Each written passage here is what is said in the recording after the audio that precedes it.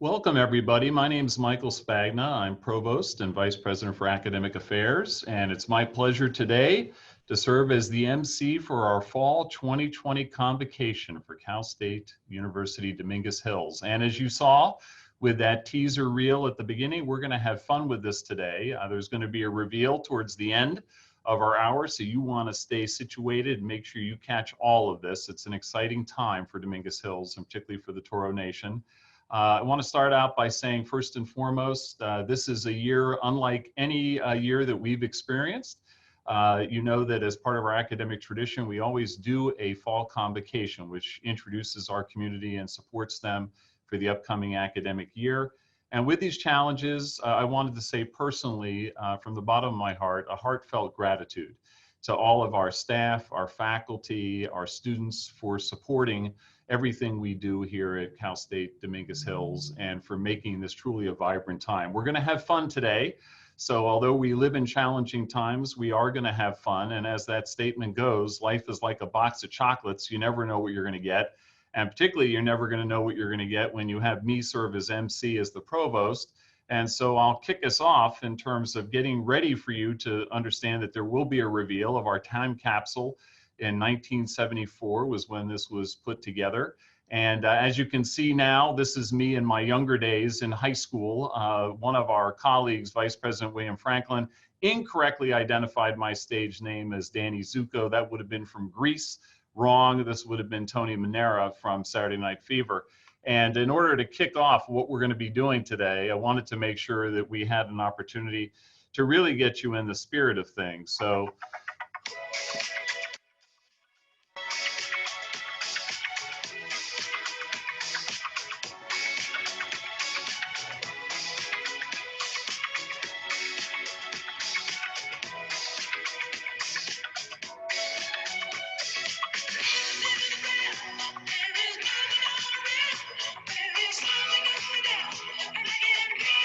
whether you like that time or you didn't like that time, I want to introduce you. We're going to go back to Turn Back Tuesdays, and I'm about to introduce the person I'm honored to work with, President Parham. I consider it a personal accomplishment if I get him to raise one eyebrow, and I think with that performance and just playing that music in the background, I got both eyebrows up. So without further ado, I'm going to turn it over to President Parham. I'm Dr. Thomas Parham, your president at California State University, Dominguez Hills, and I welcome you to the fall 2020 semester. It will be a semester that is once again conducted under the most extraordinary of circumstances. An unprecedented health crisis continues to ravage our communities. People are talking and taking to the streets demanding racial justice, police reforms, and equity. The state's budget deficit is flowing downstream and challenging our campus's financial stability. And a national election of consequential importance dominates our daily headlines. Although the COVID pandemic has forced our university to conduct this semester in a principally virtual mode, I'm convinced that we have everything in place to continue to deliver a first-in-class educational experience for our students. After all, we have a very august body of full and part-time faculty, amazing staff, wonderfully competent senior executives, and a generational cohort of students eager to acquire new knowledge and information and position themselves for success in the workforce of tomorrow. And they're poised to join the marketplace of innovation and creativity that lays ahead of them. But make no mistake, my friends, despite the talent our students possess and their willingness to persevere through whatever adversities characterize their life experiences, they will need our best efforts to succeed on this campus and navigate the terrain of their academic majors towards their degree completion and even thriving beyond graduation. And so I ask you again to own student success and not simply rent it. Challenge yourselves as faculty to interrogate your own systems of pedagogy and instructional methods that yield higher proportions of successful students. Dare yourselves as staff to be more intrusive into the lives of our students so that no one goes untouched by your care and concern for their welfare. And students, You must discipline your time and behaviors to take full advantage of all this university has to offer you. I'm wondering if we can all do that. Now, despite the challenges that we are facing, I say again that we have everything we need to achieve the outcomes we desire. We just have to look beyond the half-empty glass to see the half-full one.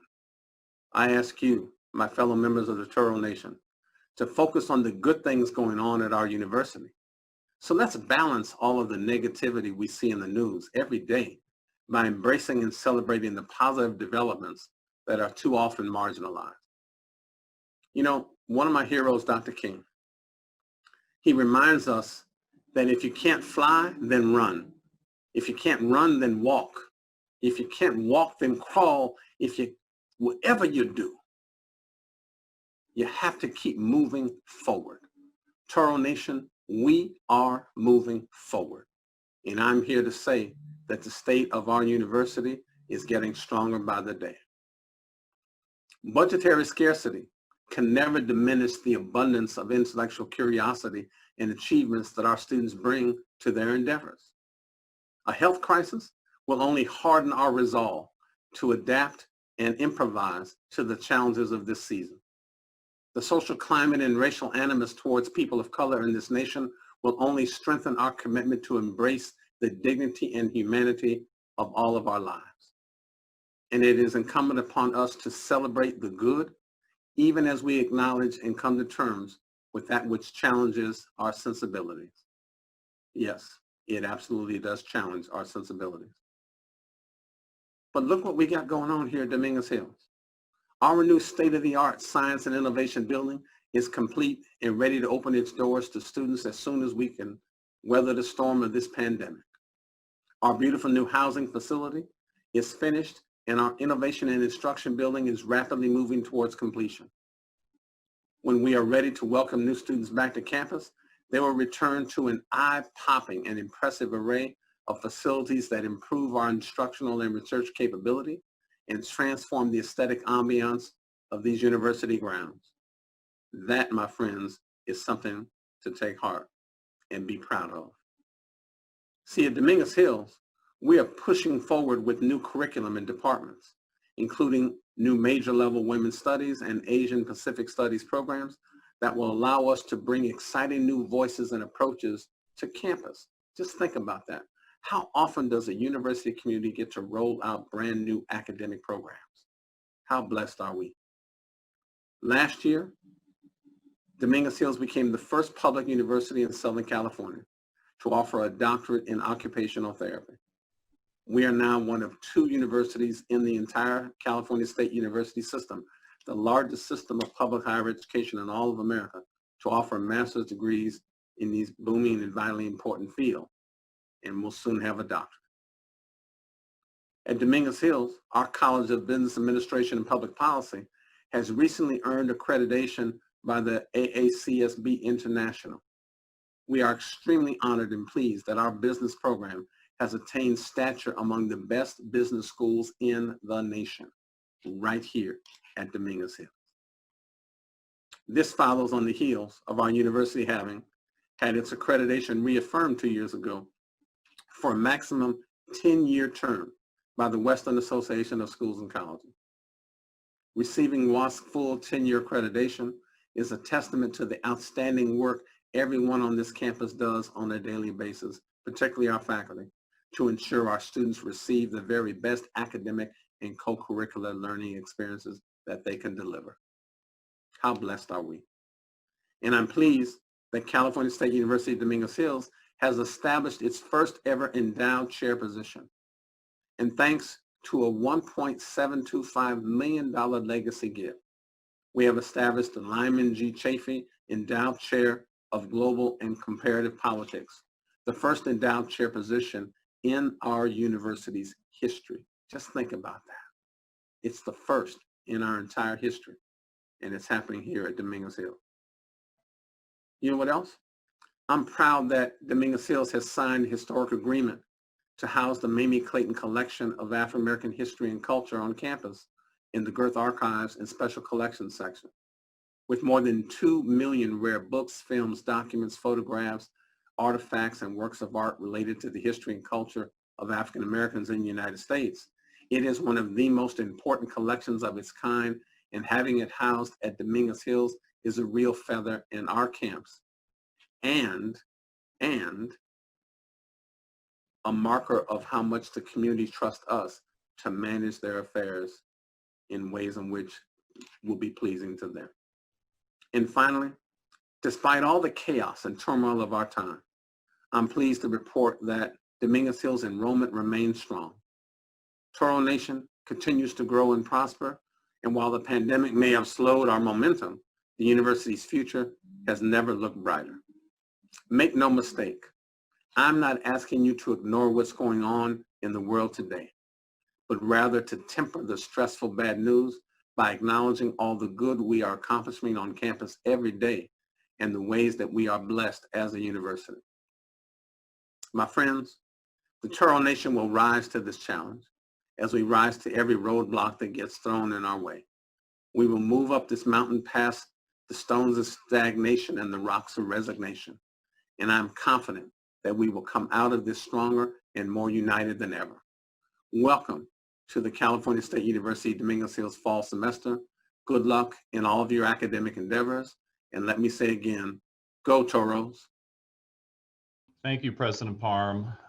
Thank you for those inspiring words as we kick off our academic year. I also wanted to start out by sharing with everybody that an important next step for us is going to be to fulfill the dreams that we have of all the students that invested in us and decided not to defer for a year, but to come and join us. And as all of you know, we're committed at Dominguez Hills to access, but access without completion does not represent opportunity. And that's what we're about here. So it's my pleasure and my honor now to go on to our next session, which is going to be a panel discussion. And it's to visit with the leadership of our campus. I'm going to now introduce Dr. Laura Telemonte, who's our Academic Senate Chair. Laura, if you could wave to everybody. And then next, I want to introduce Ms. Rehab Shawahib, who's the ASI President. And then finally, reintroduce President of the University, Thomas Parham. I'm going to start out by opening up with a question for all three of our panelists, and I'll start with Laura with you and then move on to Rehab. So what are you most excited about in this new academic year? Laura, why don't you start out? You know, I'm really excited by the way that faculty have taken this challenge and turned it into opportunity. I really think that during the summer, you know, those folks who went to workshops and boot camps and lunch and learns, you know, they're coming back into the classroom in this new modality, but they're coming away with a new appreciation for their craft. And I think it's just really exciting. I know that some of them are going to keep some of that innovation that they've needed to come up with to serve our students and to also just, you know, keep themselves passionate about the classroom, because this isn't easy, right? We've all gotten used to the Zoom environment, but we know it's not an easy one. And I'm very excited by how much people have stepped up. I'm excited about seeing students again, even if we're all, you know, little screens, little images on a screen. And you know, the students are telling us when we get together with them. We just did something last night in our department where we had a happy history hour. And students said, we're so happy to see you, right? We really miss you, and we miss them too. So I'm excited the way that we're taking lemons and we're making lemonade wherever we can. Rehab, how about you? What excites you about the new year? I'm so excited to meet all of our new freshmen and transfer students. It's great to see that our university is still able to grow in terms of the new members that we're getting. And I'm really just excited to see the way that students have been able to adapt to a very changing environment. You know, there are so many different things that are going on in our personal lives, with work, families, and then also to be able to come into this space and still strive for a higher education. It's very empowering, very exciting. And I really just want students to know that ASI is here for you. Use us as a resource. We're here to serve and make sure that you are really getting the best that you can out of this experience. And I think it's really great to see how everyone has stepped up to the plate so that everyone is able to, continue on at DH and have the best experience. We're seeing changes from faculty, from staff, from students. We're all trying to work together, and that kind of goes inside with how we do shared governance on this campus. We're all moving and adjusting so that we're all able to get the best experience that we can through this very trying time. Thank you. Thank you, Rehab. Thank you, Laura, for your leadership with the faculty and with students. President Parham, you shared some of your excitement in the previous message. Let me link that a little bit to the next area we want to get to. What are some of the best aspects of Dominguez Hills in your mind? You indicated that there were several things you were proud of in the last year, accomplishments in the last year. What are some of the best aspects of the Dominguez Hills University? Great question. For me, I think one of the biggest assets we have certainly is our personnel, led by our illustrious faculty. And there's so much good and excellence that happens there that I'm delighted when I go places either in person or virtually that Dominguez Hills is no longer the best kept secret in lots of places. I'm excited by the enrollment numbers and the fact that there are a lot of campuses around the country that are experiencing enrollment challenges. We are in fact over-enrolled. And so what happens when you give a party and everybody wants to come? Everybody wants to get some of this, what's going on at Dominguez Hills nowadays. And I'm just excited as heck about that. I'm thrilled about the student leadership. I'm excited about that and looking forward to what goes on. I think one of the other best assets we have is, I think, the new spirit where people are really embracing the notion of transformation, where we are transforming the physical infrastructure and physical plant of the campus. We are transforming the curriculum. We are transforming models and methods by which we go and advise even our students to try to help them not only get enrolled, but to really complete. And I think people are really embracing that mindset. And one of our biggest assets, I think, is that stubbornness of that Toro bull that has decided to persevere through adversity. And like my friend Cornel West once said, I love the fact that our biggest asset is we refuse to allow misery to have the last word. And that's what we're doing right now in the Toro Nation.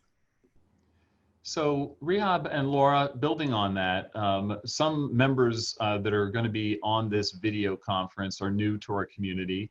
So again, kind of building off of the president's comments, some aspects that are the best aspects of the campus, and what are some things that shouldn't be missed? We're in this virtual environment, but we will eventually return to the campus. So let me turn to you, Rehab, things that shouldn't be missed and best aspects of the campus, and then we'll turn to Laura. I think the things that shouldn't be missed is that campus community that we have. There are so many people, great people on campus when it comes to financial aid offices, admissions offices, even in your classrooms, the different co-curricular activities that you do. There are so many people who just give their best and they give you a bright smile every time that you see them. So you feel energized and you feel empowered to go to that class or go to that office and speak to that person. So I really think that we're doing a great job of trying to keep that same connectivity through the different aspects that we have. So we're still having student clubs and orgs. They're still doing meetings and still being able to reach out to new students. We're still having advising workshops to go and speak with your advisors. There's still classes on Zoom. You're able to connect with them. And I think the best part of my experience at DH is the people who have made impacts on me to empower me into being a good leader and also just a person who strives for excellence. So there are so many professors, Dr. Norman, Dr. Nichols, there are so many jobs that I had. I worked at the Women's Resource Center, Megan, being able to have this network of people, especially in ASI, Rashida, Michelina, Geneva, have these people who empower you to do the best that you can and really, build your own network and community that's going to help you throughout your 4 years here. Yeah, but I really appreciate what you said about the notion of it's not just the academic classes, which are critical, but it's the co-curricular activities. And even though we're in a remote environment, the ability to be able to connect with clubs and with your fellow students is so important, and to try and encourage that. It's part of the college experience, and we want that to be a vital part of the college experience. So thank you, that's very important. Laura, from your perspective, things that shouldn't be missed and some best aspects of the campus. You know, Rahab covered so much ground there, and I agree with her entirely. I think you really have to be able to step outside your comfort zone so that you don't miss out on the kinds of opportunities that Rahab was talking about. And we're even more challenged by that. But what I hear time and again is that when people come together, even in these Zoom platforms, that community is there. It's still here to help you. I'm probably always a student at heart, and like many of our students, I know what it means to struggle. And so I always tell my students, I want to get my money's worth.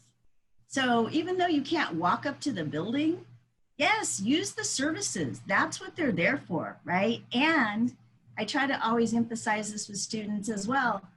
We don't get through any of this alone, right? Any accomplishment I've ever had was because of people who were there helping me along the way, mentoring me, pushing me, asking me for help, challenging me, helping me to grow and change as an individual. And that's what I want for our students, right? That's what I want for every member of the campus, is that there are so many opportunities, always too many to choose from. And so whether we're virtual or back on our home ground where we, Rahab has got one of my favorite images, the walkways where you meet people.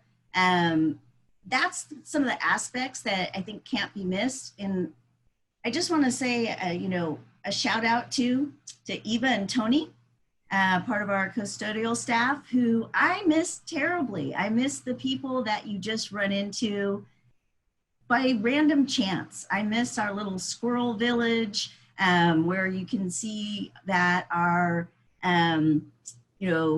groundskeepers, they keep it real and they also make it fun. And I agree with Rob entirely, right? It's those little moments in the day where somebody just gives you an award-winning smile and you don't know them, but they just, that's our community. That's who we are. And we have grit, we persevere, we know how to dig down deep and bring it all together. So I'm just, I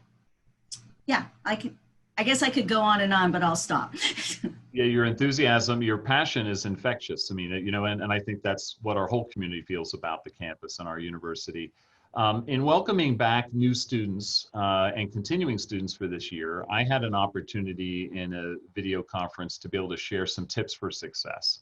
But I think that the most profound kind of voice we have here is a student who's involved in it herself right now. So Rahab, if I could ask you to share with our community, what are some of your tips for success? What are the things that you found really are critical for students to have success at our university? Throughout this entire, even virtual on campus, it's really important to stay connected with your faculty members, making sure that you're able to go to their office hours, email them, have that connection with them. So if you're unsure of anything, you're missing anything, you're able to, go to the source. But there are also other resources like our Toro Learning and Testing Center that provides tutoring opportunities. So you can go and meet with the student tutor and kind of get that one-on-one support where you may need it.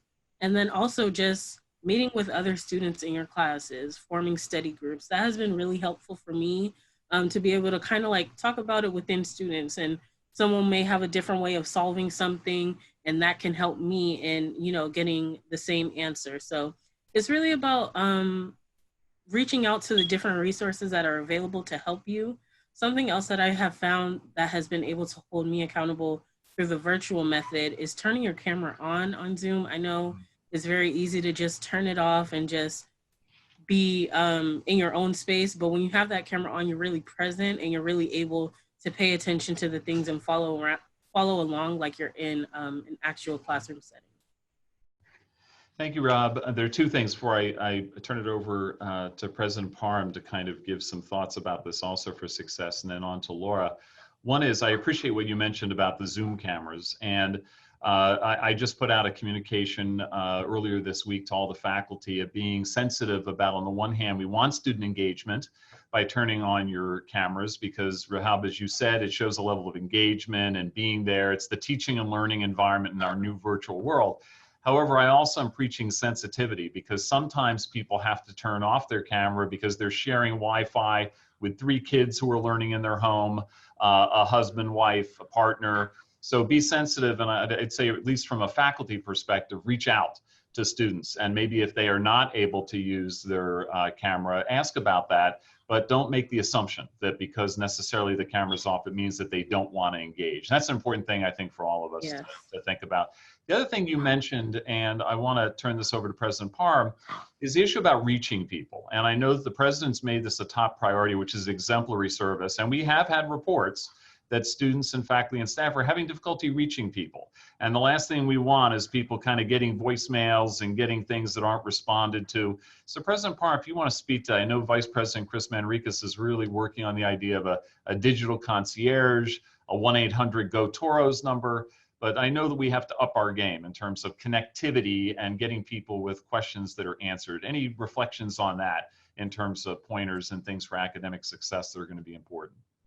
Yeah, thanks for that question, Mike. I think 2 things come to mind, I should say, in that I think are really important.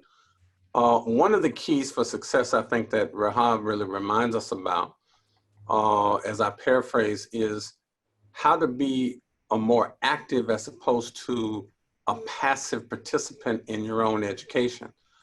But being an active participant means that not only are we encouraging students to engage faculty, engage staff, take advantage of the services, I think, as Rahab and Dr. Telmonte have said, but we on the other side, on the administrative and staff side, on the faculty side, have to be willing acceptors of that engagement that students are providing. And so there has to be a level of reciprocal exchange where we are entering a new level of customer service. And so we are used to coming to work from 8 to 5, those of us that even work those hours, and having people walk in the door and answer phones and do whatever. And now that we're doing this thing remotely, you know, we have to have a whole new level of customer service that doesn't allow phones to go unanswered, that doesn't allow emails to be responded to, that doesn't allow our own space to be unoccupied by activity that is reaching out in a much more proactive way to be able to connect with those folk who we know are most in need of our support and services. So we want to, you know, as we up our game, as we make, as I said to the academic advisors last week, the halftime adjustments in our game, we want to make sure that while we have these record enrollments, and we are looking at some record numbers right now that we are just excited about, but we're also a little nervous, partly because we know that it isn't just about getting them in, as you say, Mr. Provost, it's about getting them through and helping them thrive and beyond. And it's that level, we want nobody to go unimpacted. So we want to impact people with our loving and care and support. We want to impact them with our technology. I'm not just worried about the students who call up and say, by the way, I do need a computer because I don't happen to own one. I do need better Wi-Fi because it's not functional in the place I occupy. I'm not just worried about those folk, they're active. I'm worried about the folk who are in need but aren't letting us know that that's the case. And so we've got to make sure that we're reaching out to those folk. So we cannot afford to be passive participants in either a student's education or students to be passive participants in their own education. We've got to be able to be much more proactively engaged as we move through this interesting space that we are in right now. But I know we can do it. Lauren, working with the faculty, you're a faculty member and also chair of the Department of History. Faculty at this university care deeply about students. They care about issues of social justice. What are tips you have as a long-serving professor and instructor that really you want to impart to students about what can help in terms of their success? Well, I definitely want to build on Rahab's points about reaching out to your professors, getting connected, staying connected. Too many times we sit in office hours and students haven't come. And I think that, you know, from the faculty side, we want to let you know that we want to see you, right? We want to support your education and your career goals and your aspirations, right? And so I would say that reaching out, even when you feel like you might be nervous about what the professor's going to say, or you feel embarrassed for whatever's going on.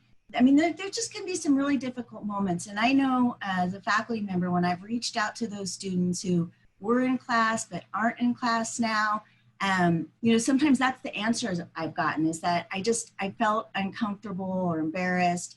But then we connect and they realize, okay, we are, you know, we really want to help you. But, and then just another idea in terms of proactivity is, you know, we've really been working on this campus to help students see that what happens in the classroom is connected to things outside the classroom, right? So when Rahab talks about co-curricular activities, that's another place where learning happens, right? That's another place where you make connections.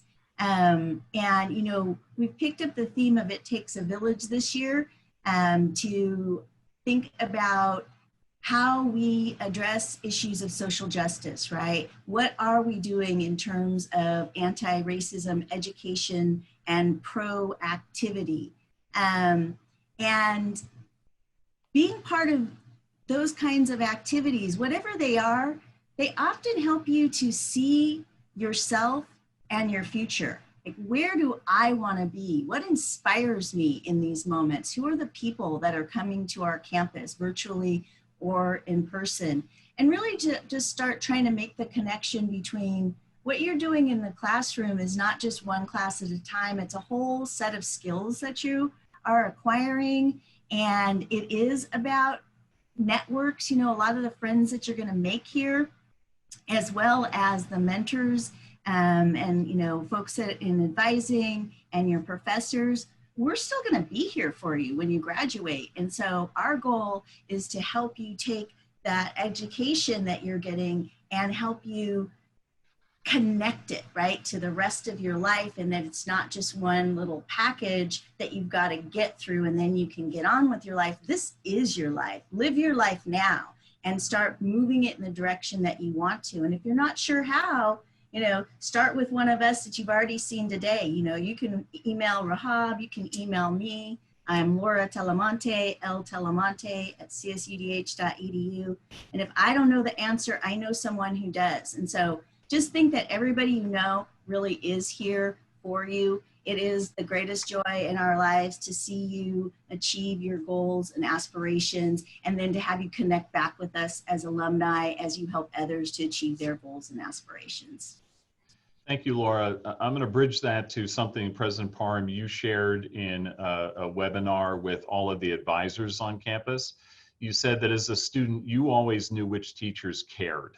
And I think that that's what you're hearing also from Laura, is that showing that you care, not just as to what happens inside the classroom, but what happens outside the classroom as well. That's what we're about. It's the holistic view of learners and what we do on that front. So I'm going to ask the three of you, we only have a couple minutes left in this section of our convocation, but I want to start out by asking what leadership means to you in just a couple words, but I wanted you to start out by doing this because it's important for our community. Leadership means you have to master the Toro symbol. So I want the four of us to be able to show the correct way to make a Toro symbol. It's like this. Make sure I'm doing it in 3 dimensions here. You got a snout. It's not like the Texas. Definitely don't do this. That's American Sign Language for flight. But this is the Toro. So whenever you want to communicate, whether it's even in these small boxes, this is Toro power. This is Toro Nation. That's part of leadership, of showing our solidarity and our commitment to each other.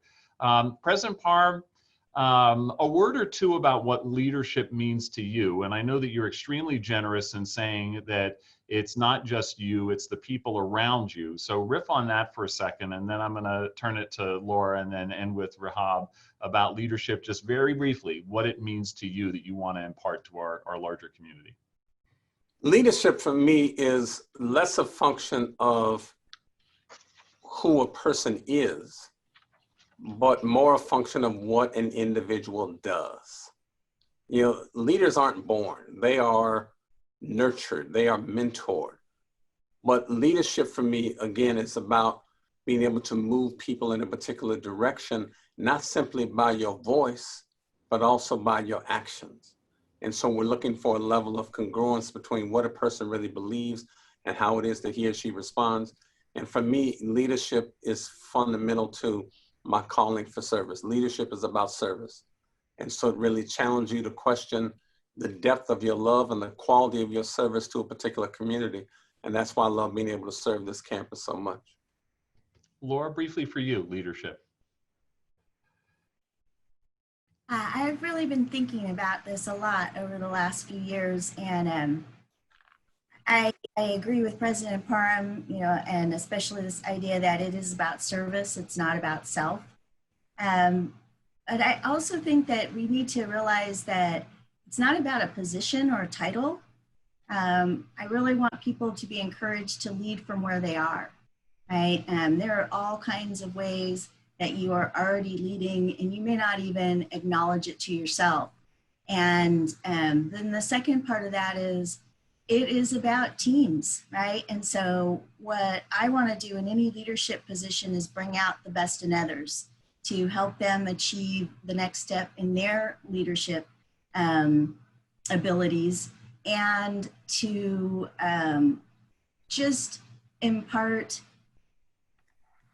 patience and kindness, and you know, teaching how we can work through difficult situations together, and come up with the best solutions when we really bring our leadership skills together. And so leading from where you are means that every time you're asked to have a voice in something like shared governance, step up, right? That's part of how you lead, whether you're a student, a staff member, a faculty member, or somebody already with the title in a leadership position.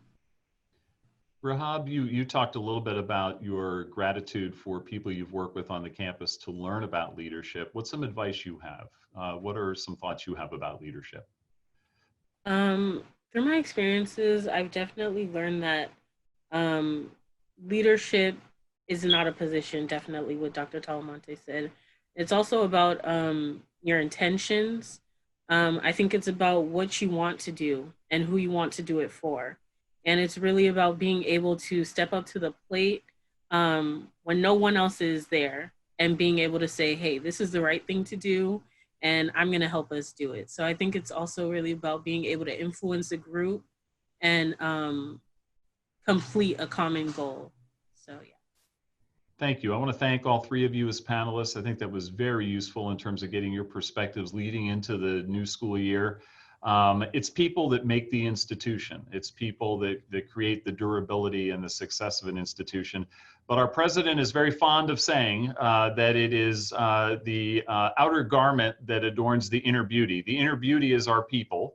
The outer garment are the new buildings. And we have a brief video now showing you some of the new buildings. When we eventually come back to campus, you will see some of the wonderful structures we're going to come to that will adorn the inner beauty of our faculty and staff of students. And with that, let's run the video.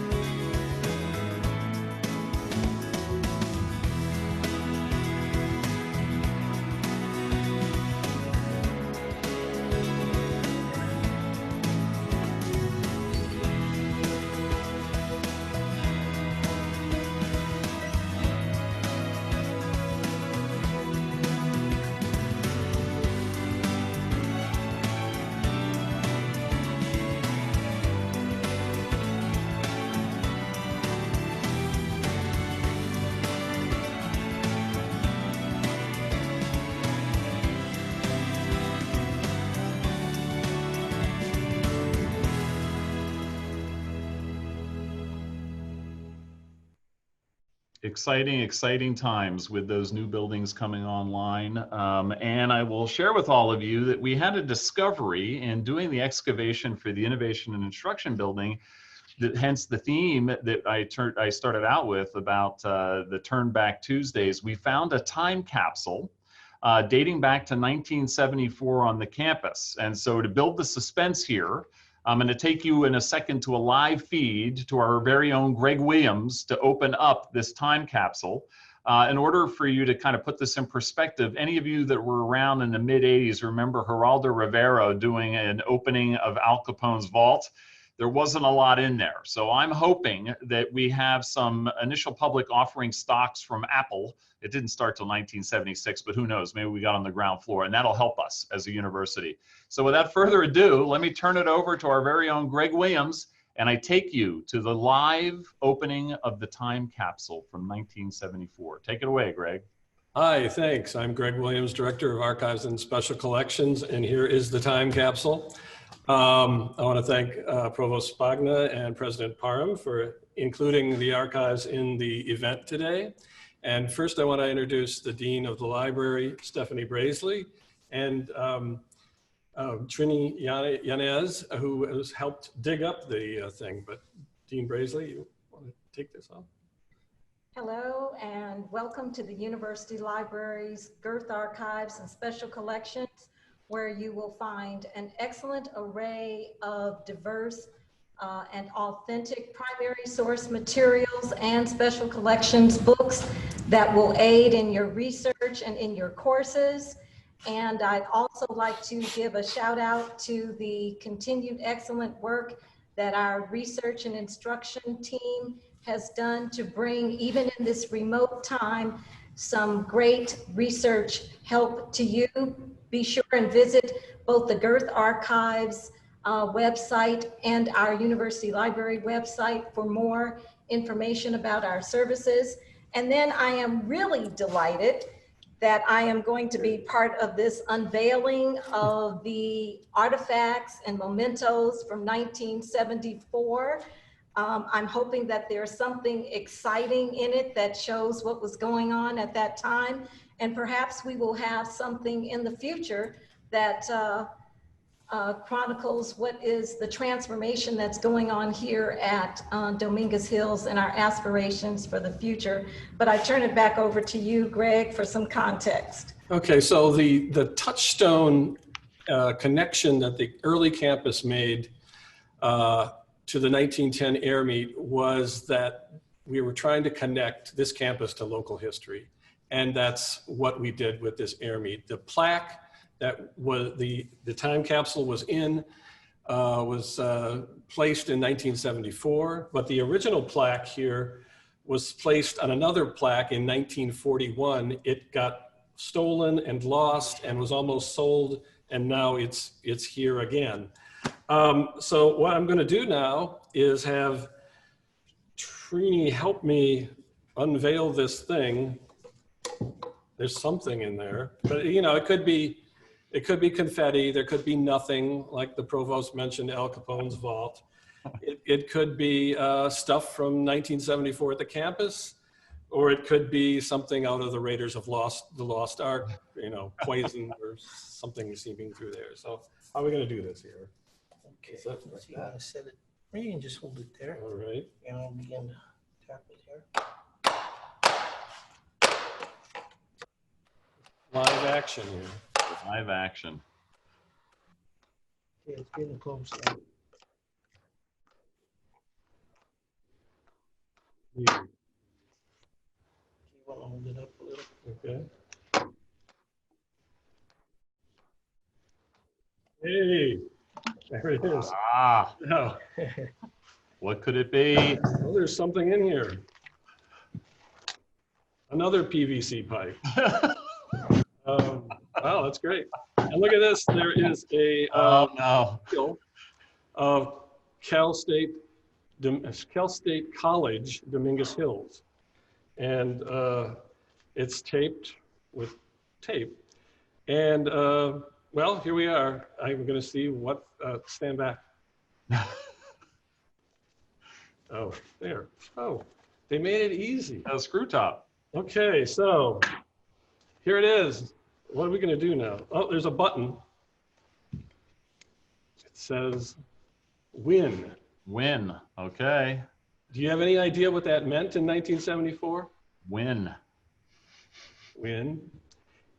Well, I'm going to take a guess, and Mr. Provost, you can look it up. In like after Nixon resigned, there was some kind of attempt to beat inflation. Why do I know this? I don't know. Whip inflation now. And you're gonna put that over there. Here is B1 rollout 1974. Oh, that's an rollout. aviation related thing. So we have something And, celebrating the B-1 bomber of 1970. I guess so. Here is a note with a sort of a teddy like thing. What does this say? Betty Reed, Grand President. Okay, well, we'll go there. And then next. There was a Compton History Organization that helped put this event on. These are a little damp, but what's this? This is a press release for the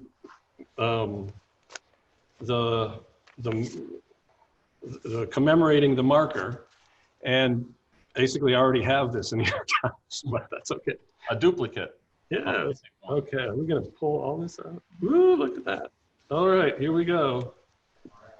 Something's peeling.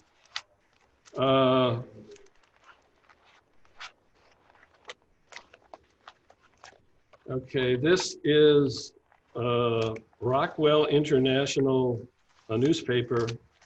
So there was an aviation theme going on here. Big aviation theme with the B-1. This is the headline of the LA Times. Man, they did that stuff that morning. Huh. All right, here we are. 18 checks missed in March. The city computer ruled out as forgery case. And Marcos instills stability, order, if not freedom. Okay. Here you go. So it looks like we're dealing with paper and A lot of aerospace or aeronautics stuff. yes, and CSUDH. I do not know what's in this thing. This is the seed.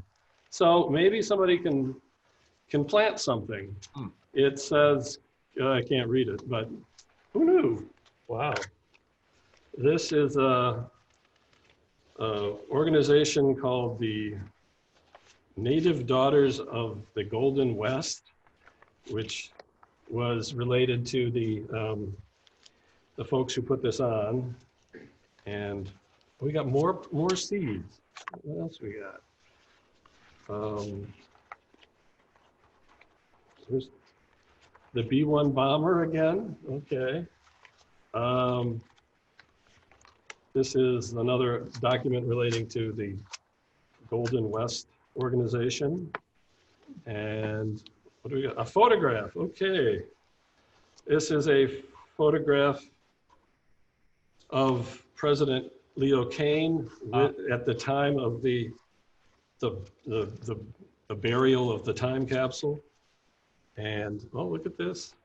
This is the original program for the event that buried the time capsule. And Very fragile.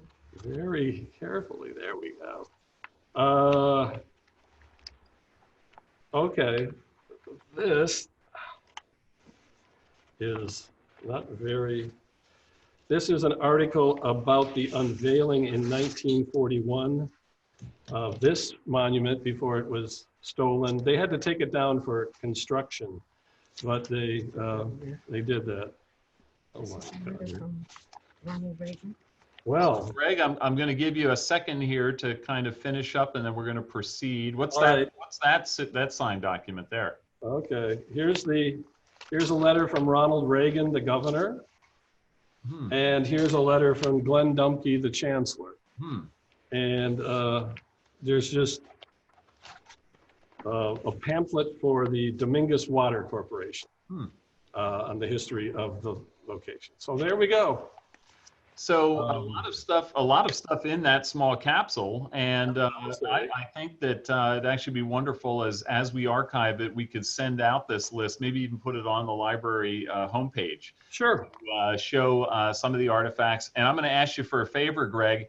When we put together our time capsule to capture what it was like during the time of the pandemic, let's include an executive summary etched on the outside, and we can identify the artifacts within it to kind of give us the roadmap as we go through it. But it looks like you found some really interesting things there that have historical significance to the campus. It is. It's great stuff. And hopefully that new time capsule, we could say we'll open it on the 100th anniversary of the campus in 2016. There we go. There we go. Well, thank you. Thank you, team, for bringing that forward. And it was definitely a surprise, and way surpasses Al Capone's vault. There was stuff in there that's very important. So thank you. That's must-see TV. Thank you so much. I'm now going to turn it to the president has assembled some tilts towards excellence. And so we want to be able to share those with our community. And then following up those tilts towards excellence, we're going to go right into a video entitled The Greatest Semester Yet. Yeah, thank you, Mr. Provost. So as we move toward this, I want to remind folk that even as we are in the midst of a healthcare pandemic, even as we are in the midst of the financial challenges that are rippling across the state, even as we are in the midst of the social unrest, even as we are in the midst of the wildfires that are contaminating our air, there's still a lot of good things going on across campus. You know, one of my heroes, Dr. King, he always reminded us that the arc of the moral universe is long, but it bends toward justice. In this case, the arc is our educational institution, Cal State University, Dominguez Hills. And bending toward justice, that tilt is toward excellence, and the level of excellence that we have been able to achieve despite all the adversity that we have been through.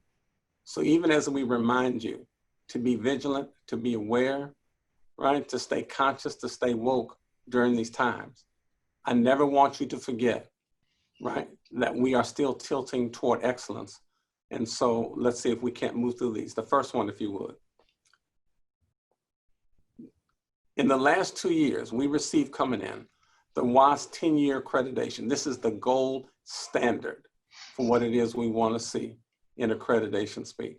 That is the level of excellence that we are producing at this university, right? Let's keep going. We are tilting toward excellence, right? We have enhanced infrastructure, as we've shown you, with 3 new building projects. And someone was asking, right, in the chat, are these available, right? These are all available for students. Our residence living is available for both undergraduate and transfer students as well, and new freshmen. But we have the Science and Innovation Building, the Innovation Instruction Building, and the newly completed Residence Hall that is a living, learning community that we'll have a chance to occupy once we're able to get back post-COVID. Look at how the campus is transforming. Did you know, as I mentioned before in my remarks, a $1.725 million gift from the estate of Lyman G. Chafee that funds our first endowed chair, and what I hope will be the first of many. Look at how Dominguez Hills is tilting toward excellence. And that particular endowed chair will be in global and comparative politics. And there I am celebrating, right, with the Chafee family, and how blessed are we that they have shared their bounty and trusted this campus, right, with that level of resource. We just received another $1.5 million gift from the Georgia and Nolan Payton Foundation. And Sally Ann Payton was certainly comfortable in trusting us in being able to do that, but that'll support our College of Arts and Humanities, right? And the sacred music, right, of the African diaspora. How wonderful is that, that we are now receiving those kinds of gifts here to the campus. We continue to tilt toward excellence. We've got a brand new master plan that we got approved last year by the trustees. And that master plan will allow us to engage in development with partners who share our values to transform an institution. So as you see the physical landscape of the campus down that center spine, you'll see to the far right of your picture ways in which we're going to grow the campus, right, as we engage in regular as well as third-party partnerships to help transform the campus into the university that we expect it all to be. And so as we think about continuing to transform the campus, right, you'll see even spaces that we are looking at in particular to try to develop new partnerships with business and industry who are looking to see how they want to come engage the campus to create opportunities that are mutually beneficial for us and for them. We are continuing to tilt toward excellence. This year, right, we've added 2 more affinity centers to add to the 3 we've already had. So now we have 5 affinity centers. Certainly the Rose Black Center, the Queer Cultural Center, and the Toro Dreamer Success Center will now have a Latinx Center and an Asian Pacific Islander Center. All students should see themselves reflected within the fabric of this campus community. And we are so proud to be rolling those out this year to kind of complete our package. Isn't that wonderful? We are tilting toward excellence.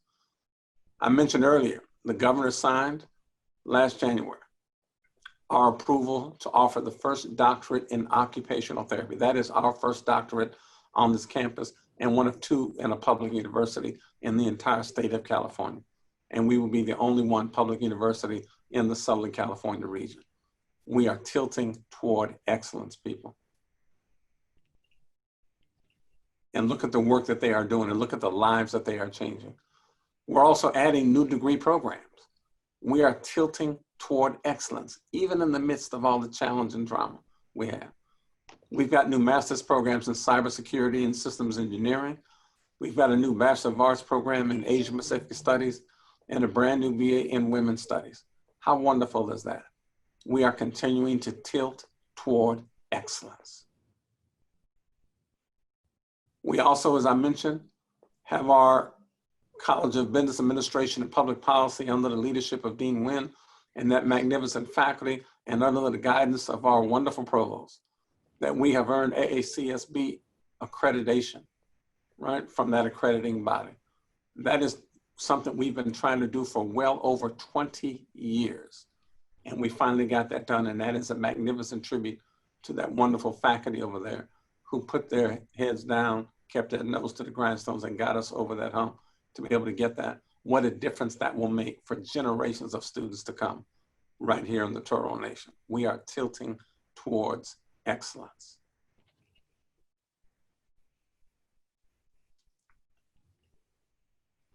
We also have a number of outstanding STEM educational programs and partnerships, because our job is not simply to offer information here in the walls of the academy, but also to give that information away. So as you look at the grant we received a while back through the Toyota Corporation and the mobile fab labs we have that are pulled by the Toyota trucks, we want to thank our sponsors Toyota for that. But look at the difference we are making to the lives of these children who we are introducing to careers in STEM, but also to their parents. Because parents sit alongside these students when we take these mobile fab labs out to schools throughout the area. And parents are learning how best to contribute to the intellectual and personal growth and development of their young people. We are tilting toward excellence. And as I mentioned before, we've got strong enrollment. Did you know this year, in addition to continuing to set records, we are now just below 18,000. We'll be at 17,000, about 953 is our last number. As we tilt toward excellence, students are seeking a Dominguez Hills education to help further their dreams and aspirations. And we are proud to be able to support that, even in the midst of COVID, even in the midst of social unrest, even in the midst of financial challenge. We have strong enrollments that are very different than many universities across the country. So as we think about the range of challenges that we have in life, the things that really challenge our intellectual, emotional, and even spiritual sensibilities, what I want to do is not simply ignore the news that's out there, I simply want you to not selectively attend to all the negative press that's out in the world and really help us focus on the other side of life that reminds us that even in the midst of all this, our campus, our beloved university, the California State University of Dominguez Hills, continues to tilt toward excellence. And this is a tribute to all of you, senior administration, faculty, staff, and student leadership, as well as the student body, who is all joining together in that inescapable network of mutuality, tied to a single garment of destiny as we continue to tilt toward excellence. Thank you, Thank you. Mr. Farm. And now we're going to show the video, The Greatest Semester Yet. Here at California State University Dominguez Hills, We have something to celebrate every day of the year. We celebrate community. CSUDH is proud to be a part of California's South Bay. and we strive to form lasting partnerships with the people and industries around us.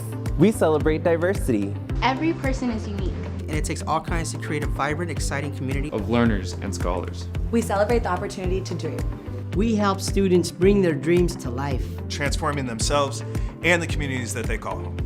We celebrate achievement. Our graduates have gone on to become state and national office holders and leaders in science, industry, and the arts. We celebrate sustainability. We work to make sustainable, environmental, social, and economic practices a way of life.